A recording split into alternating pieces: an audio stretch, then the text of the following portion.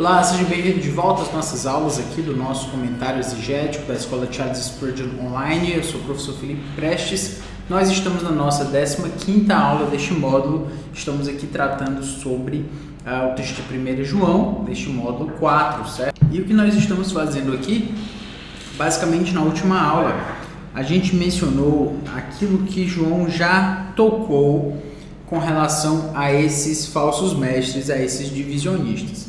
Como é que a gente consegue entender quem eram esses falsos mestres, o que eles ensinavam?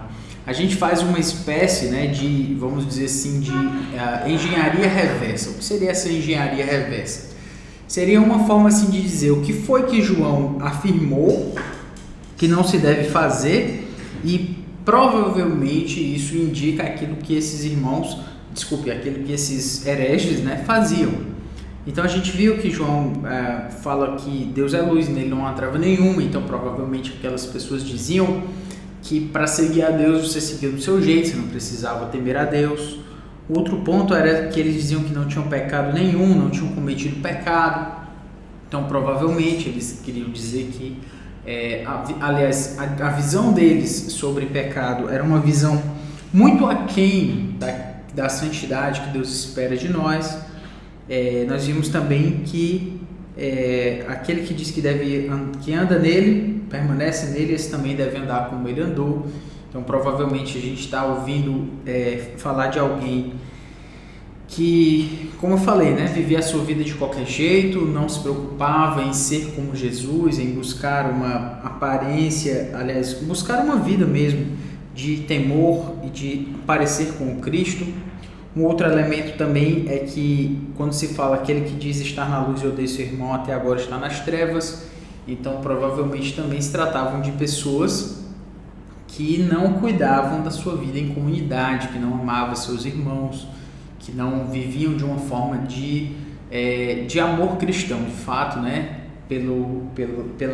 por aqueles que fazem parte da comunidade. Mas no texto aqui que a gente está tratando, o que a gente vê pela primeira vez, então, é uma referência ao ensino dessas pessoas. O que eles ensinavam especificamente? Nessas horas aqui, até então a gente estava vendo indícios, a gente estava vendo pistas a partir daquilo que João falou nessa engenharia reversa, para poder entender o que foi que ele disse que essas pessoas faziam. Agora ele afirma: quem é o mentiroso? Quem é? Este é o anticristo. Ou seja, ele deixa muito claro. O que ele deixa claro com relação a essas pessoas? Ele diz que elas negam que Jesus é o Cristo. É isso que ele fala com relação a elas. Olha, vocês negam que esses negam que Jesus é o Cristo. Basicamente essa afirmação, não tem muito mais além disso. E isso já é o suficiente para a gente poder buscar ter muito cuidado com essas pessoas. Por quê? Porque elas negam que Jesus é o Cristo, simples assim, certo? Então, o que é interessante é notar que, a princípio, quando a gente olha para isso, parece que é uma negação que nenhum judeu, que um judeu não cristão faria, mas não uma negação que um cristão faria.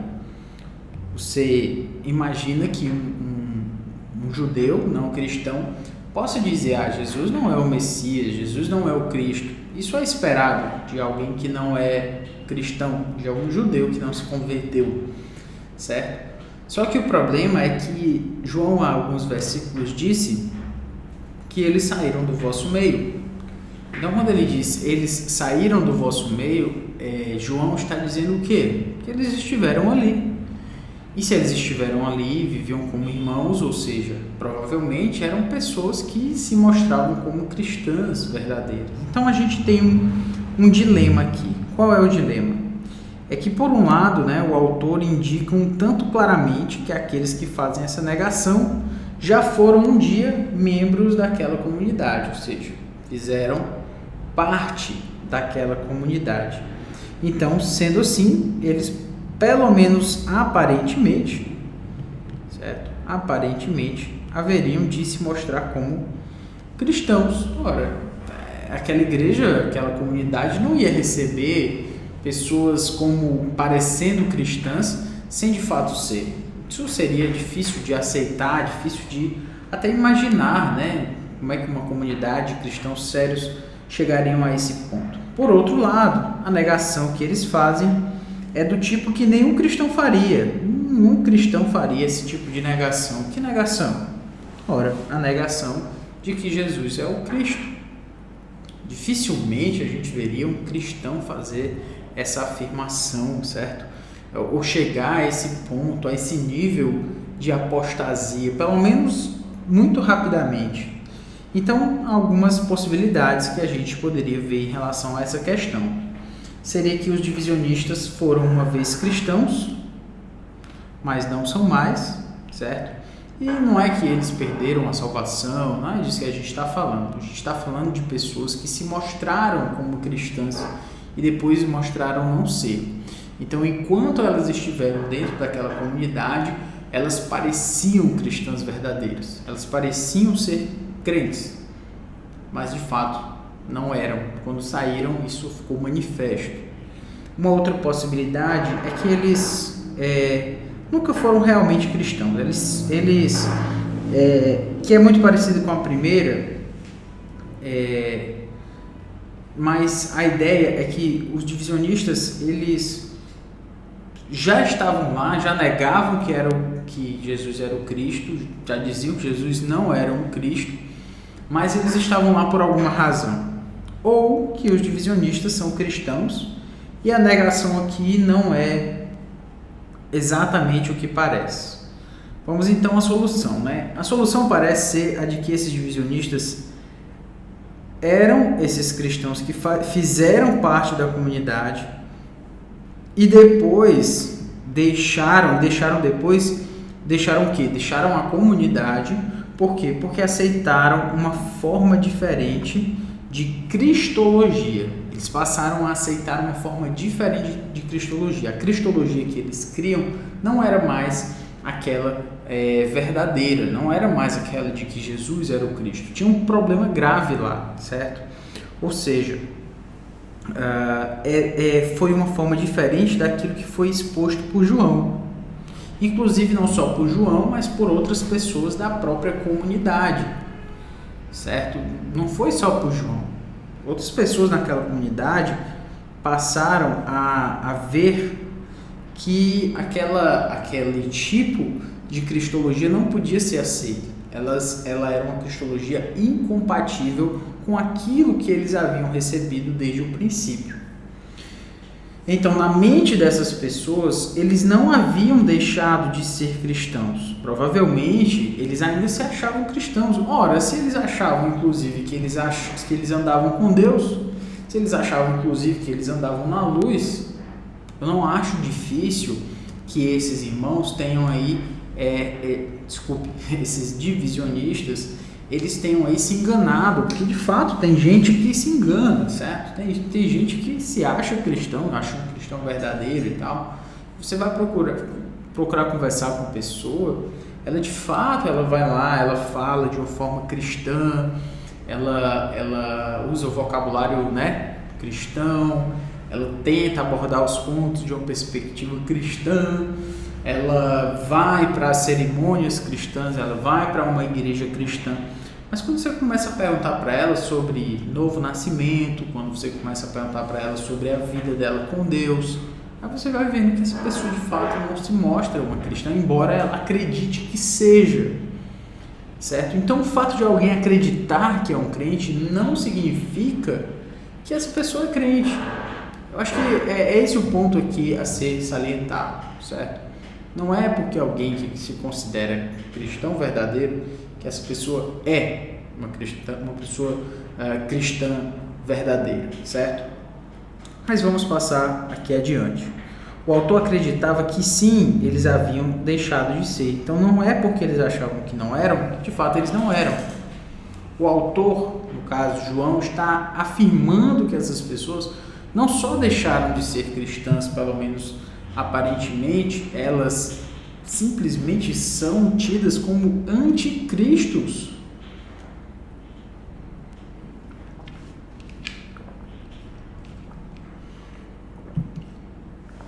E isso significa muito mais do que ser um crente desviado, do que ser alguém que está longe da palavra de Deus. Isso é alguém que está indo diretamente contra a pessoa de Cristo. Então, nós estamos falando de algo muito grave, certo? O ponto é que, basicamente, ninguém pode manter essa cristologia e ainda se manter como cristão. Basicamente, é isso. Ninguém se mantém com essa cristologia e ainda se mantém um cristão. Que cristologia, professor? A cristologia de dizer que Jesus não é o Messias, de que Jesus não é o Cristo, de que Jesus não é o Filho de Deus. Essa é a cristologia que não pode ser aceita, certo? Que ela não pode ser aceita como cristã. Infelizmente, eu lembro de pessoas que tentam agregar a fé cristã de uma forma, como se chama, ecumênica. O ecumenismo, aquela ideia de que há muitas religiões e elas todas unidas num só propósito de amor e de um Deus, seja lá que Deus for, seja esse e tal. O problema do ecumenismo, entre outras tantas dificuldades, é conviver com pessoas e afirmar-se juntamente com outras pessoas que negam Jesus como sendo o Cristo. E isso é inadmissível, certo? Isso é inadmissível. Não dá para permanecer com essa cristologia e ser um cristão. Então, embora a gente acredite, não só acredite, assim, melhor colocando, embora sejam descritas algumas religiões como fazendo parte do que se chama a cristandade, então aí você incluiria católicos, testemunhas de Jeová, mormons, espíritas, e tantos outros, vamos colocar esses aí por enquanto. E aí você pensa, poxa, essas pessoas fazem parte daquilo que é a cristandade. Inclusive, quando o mundo vai falar de cristianismo, eles colocam essas pessoas todas no mesmo bojo de cristandade, de cristãos, os cristãos, Enfim, quando é estatística, eles são contados dessa forma. Então, os evangélicos são contados com os católicos, que são contados com os testemunhos de Jeová, que são contados com os neopentecostais, enfim. Só que o que João apresenta para a gente, que é uma grande diferença com relação a isso, é quem é aquele que diz que Jesus não é o Cristo. Ora, essa pessoa é tida como um anticristo. Então é uma cristologia incompatível, inaceitável e impossível de ser seguida por alguém que se diz cristão. Pronto, isso está definido. Os elementos dessa cristologia, portanto, aparecem pelas alusões, como a gente já salientou, que o autor faz às crenças dos divisionistas. Os divisionistas, quando a gente vai vendo João falar, quando a gente vai fazendo essa engenharia reversa, voltando, como se João falou assim, se alguém diz que ama a Deus, se alguém diz que anda com Deus, permanece na luz, nas trevas, enfim, então a gente volta. Alguém está dizendo que conhece a Deus e continua andando nas trevas. Ou seja, quando a gente vai juntando essas alusões, essas especificações que João coloca, onde é que a gente chega? A gente junta tudo isso e fica claro que é uma cristologia que envolvia a negação de Jesus como o Messias, o Filho de Deus, como aquele que veio em carne e cuja morte era real e vicária. Então, o fato de Jesus ser o Messias prometido não significa simplesmente que ele foi alguém que veio como um libertador, etc. O fato de Jesus ter vindo como o Messias, o Filho de Deus, também fala dele como aquele que veio em carne, o que era difícil para algumas filosofias / religiões que queriam afirmar que Jesus veio só como espírito, como os docetistas, que diziam que Jesus tinha só uma aparência de Deus, só uma aparência de homem, certo? Ou os ebionistas também, que diziam mais ou menos o mesmo, só que de forma contrária com relação à sua humanidade. E então, o que a gente vê? A gente vê que era uma negação de um ponto fulcral, de um ponto basicamente fundamental do cristianismo e que não poderia ser seguido, certo? De uma forma diferente, senão através da fé cristã. Dessa forma, quando a gente nota isso aqui, a gente vai vendo algumas afirmações de João, por exemplo. Nisto conheceis o Espírito de Deus. Todo espírito que confessa que Jesus Cristo veio em carne é Deus. Engenharia reversa. Provavelmente tinha alguém que dizia que Jesus não veio em carne. E todo espírito que não confessa a Jesus, ou seja, provavelmente não confessavam a Jesus, não procede de Deus. Pelo contrário, este é o espírito do anticristo, a respeito do qual tendes ouvido que vem e presentemente já está no mundo. Ora, o que eu posso entender? São as pessoas a quem João está se referindo. O quê? Pessoas que negam que Jesus é o Cristo, negam que Jesus veio em carne, certo? Essas pessoas são os anticristos que já estão no mundo, ponto. Um outro elemento aqui que a gente pode lembrar é aquele que confessar que Jesus é o Filho de Deus, Deus permanece nele e ele em Deus. E aí é reverso. Havia alguém, provavelmente então, que não confessava Jesus como Filho de Deus, porque João ele está dando diretrizes para esses irmãos saberem de que forma, de que afirmação a gente pode notar para a gente dizer assim, daqui, essa pessoa é uma cristã verdadeira. Por quê? Porque ela confessa que Jesus é o Filho de Deus. No 1 João 5,1, quando diz: todo aquele que crê que Jesus é o Cristo é nascido de Deus. E todo aquele que ama ao que o gerou também ama ao que dele é nascido.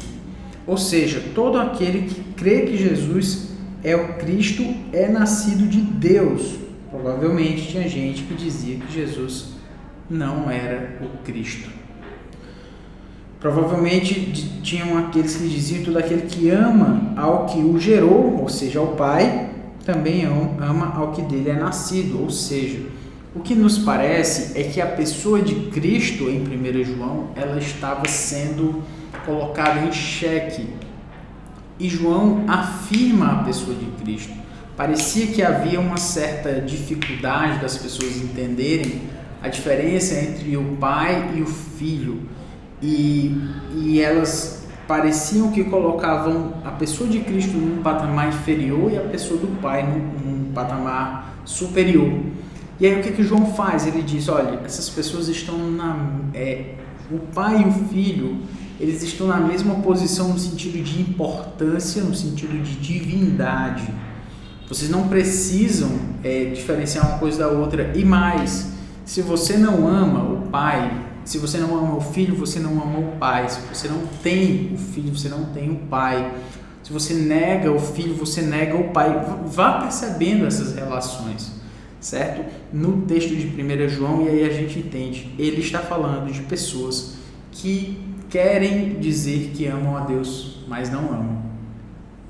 O texto aqui, todo aquele que crê que Jesus é o Cristo é nascido de Deus. Este é aquele que veio por meio de água e sangue. Jesus Cristo, não somente com água, mas também com a água e com o sangue. Parecia que Jesus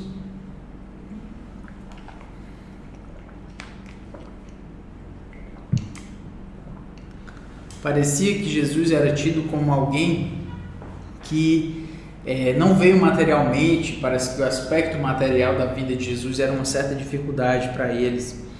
E o texto prossegue, no versículo 5. Então, contudo, em alguns lugares diferentes, da carta, o autor se refere ao todo, mencionando uma parte. Ou seja, é como se ele, com tudo isso que a gente vai juntando aqui, dessa engenharia reversa, a gente chega num ponto que é entender do que João está falando. João está falando de pessoas que negam a Jesus como Cristo, que negam a Jesus como aquele que é o Filho de Deus, como o Messias, enfim, é disso que está falando, certo? No contexto presente, a referência à negação dos divisionistas de que Jesus é o Cristo é melhor entendida como uma versão resumida da negação de Jesus como Messias, o Filho de Deus que veio em carne e cuja morte havia sido tanto real como vicária.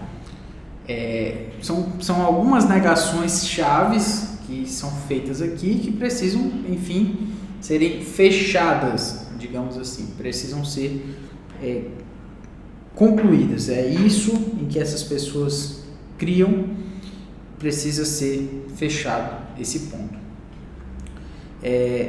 Aqui no caso, o texto prossegue, né? Ho tos estin ho antichristos ho arnúmenos ton patera kai ton huion. Certo? Então, este é o anticristo, fica muito claro aqui. Quem é o anticristo? Este é ho antichristos, o que nega ho arnúmenos ton patera kai ton huion, o que nega o pai e o filho. Então, quando a gente olha para essa parte, a gente vai vendo, o autor identifica os mentirosos, né, pela natureza da mentira. E nesse sentido também, ele explicita, né, claramente os mentirosos como sendo anticristos.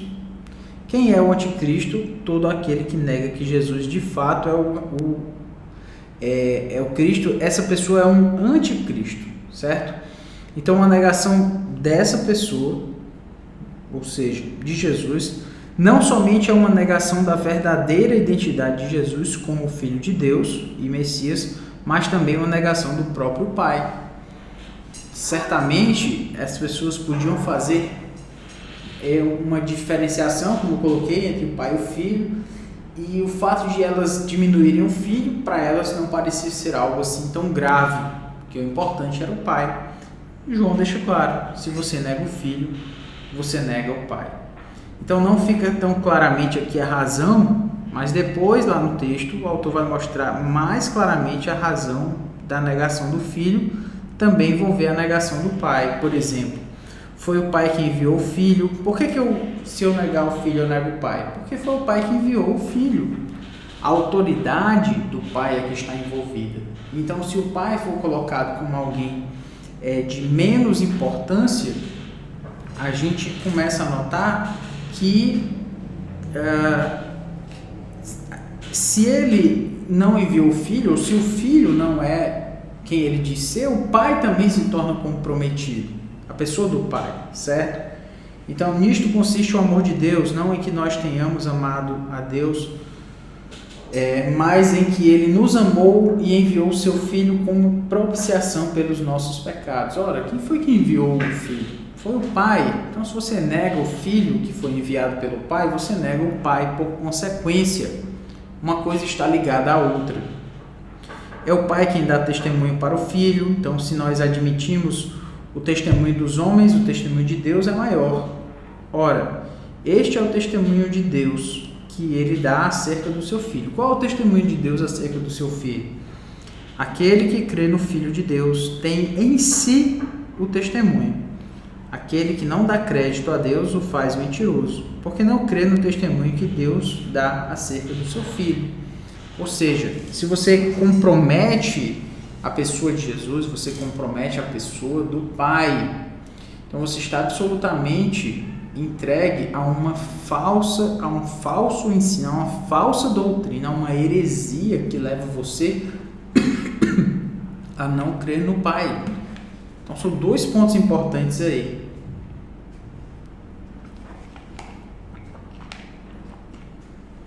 A pessoa de Cristo, ela é trazida como alguém que não pode ser negada, porque se assim o fosse, nós teríamos aqui alguém que estaria negando o Pai e o Filho, certo? Então, nesse ponto aqui, a gente conclui essa parte, né, essa sessão. Na próxima aula, a gente vai, enfim, continuar analisando esse texto, esse versículo, e então já poderemos seguir então, para a tradução do versículo 23. Por enquanto é isso, que Deus nos abençoe, até a próxima aula.